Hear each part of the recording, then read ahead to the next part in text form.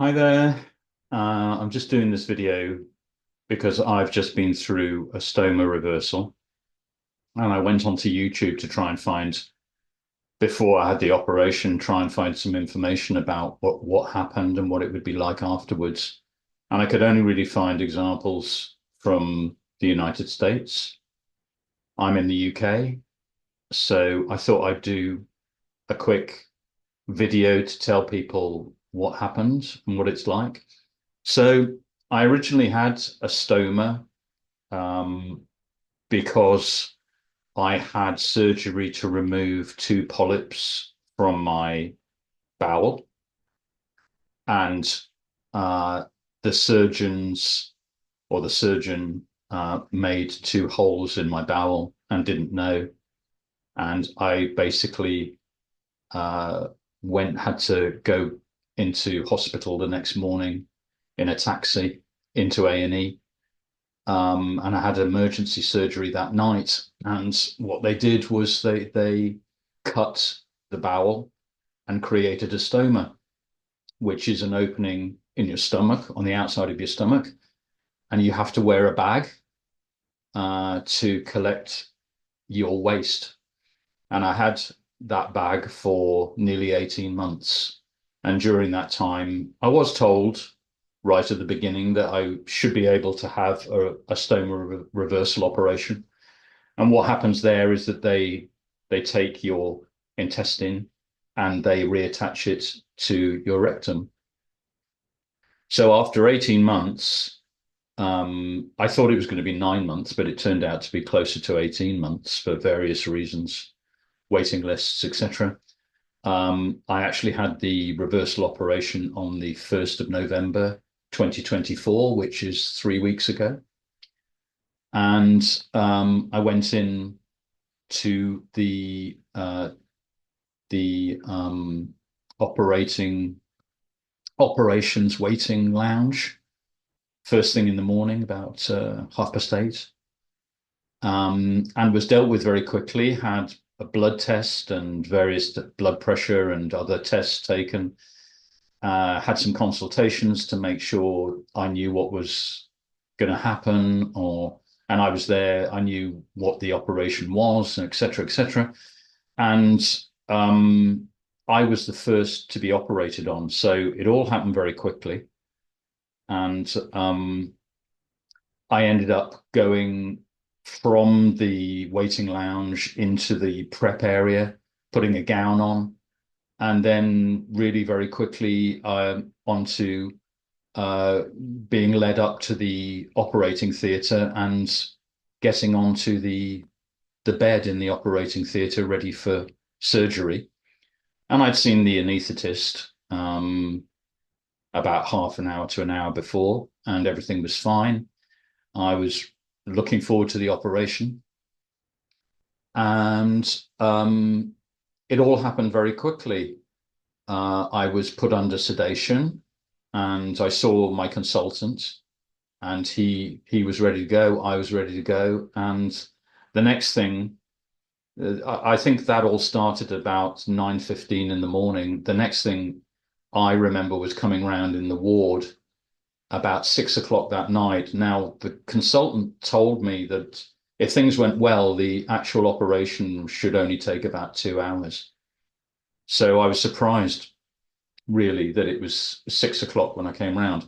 I did learn later that I had been taken to the recovery ward and had some kind of semi-consciousness, but I don't remember any of that. Anyway, I wake up on the normal ward in the Countess of Chester Hospital, in where I live in Chester, at 6 o'clock in the evening, and I'm on a ward with five other people who have various ailments. Um, I knew that I'd have a big scar up the front from basically my pubic hair up to and beyond my belly button. Um, and I could see there were dressings on it, but I could see that there were staples all the way up that wound. And also, I could see to the left of that where the stoma had been. Now that was the first surprise because I thought what would happen is that they would just remove the intestine from the stomach area and they would sew the hole up where the stoma had come through the wall of the stomach. But that's not what happens. They don't sew the hole up. What happens is that that wound has to heal from the inside out. So they leave it open. So you've got a big hole basically in your stomach where the stoma had been. And we're now 3 weeks in, and it's still healing. It has shrunk and it has healed from the bottom upwards. But I think it's going to be at least another couple of weeks, and I have to keep it dressed. Um, but what I did have, yeah, with the main scar, the main opening, that's where they'd obviously reattached the bowel to the rectum. Oh, by the way, I'd had to go in to the hospital a few months ago and have a camera inserted in the rectum to make sure that there was enough what's called rectal stump, enough length in there to be able to reattach to the bowel. So that's something and you also have to have a pre-surgery assessment where they do various tests, including blood tests and stuff, to make sure that you're suitable to be operated on. So that all happens over the 18 months when you're waiting. I also saw the consultant twice. The first time he said he thought the surgery would happen in the spring, and in fact, it happened in the autumn. So don't get your hopes up too much if the consultant says a particular period when he thinks or she thinks the operation will happen, because it won't necessarily happen then. It'll happen when it happens. So be ready for it to take longer than you think. Because one reason is that the consultant has to operate on cancer patients before they operate on people having stoma reversals. We're not the priority. Cancer patients are the priority, and rightly so. So we get fitted in when there's a suitable gap to fit us in. Anyway, so all that happened. I came around on the ward and I felt relatively okay. I had various inserts into my chest. I was on a saline drip to keep you hydrated.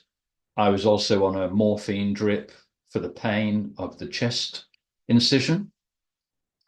And this is something that's apparent to me, is that you're tethered to drips for the first 3 days, I would say, depending on how quickly you heal and you recover. I'm a fairly fit person. I'm not overweight, and I think I heal quite quickly. So, but still, you're being given drugs, and you're being monitored a lot. You're monitored for your blood and your blood pressure and your heart rate and all this kind of thing. You're every few hours you'll be monitored by the nurses. So that's what happened. Cut a long story short, uh, I I'm not a great fan of being in hospital. It's a very difficult place to sleep, for one thing, especially when you've got a big incision in your front. You can only really lie on your back. I did try and get up as much as I could. They do say try and be mobile as quickly as you can because it helps the healing process. But of course, when you're tethered to drips, you can't go very far out of the ward anyway. So it took about 3 days on the drips. And then thankfully, I persuaded them, or they were ready to take the drips away. And then I could move around more freely. I could go outside. I could go for a walk. I still didn't feel great. You won't feel great for a while. You'll feel weak. I mean, surgery really hits people. I'm 61. Maybe it's easier if you're in your 20s, but surgery really, your body doesn't like being messed about with.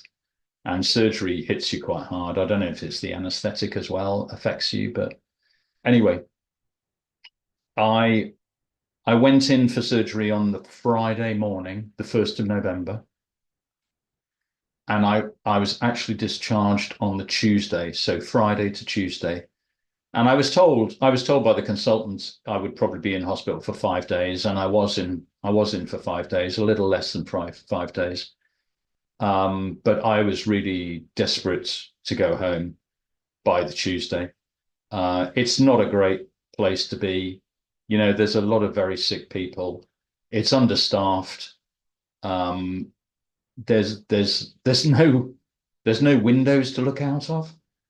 Um, yeah, it's not great, but bless them, they saved my life the first time round, and they've given me my life back this second time, and I'm eternally grateful to everyone at the Countess of Chester for what they did for me, and I thank them.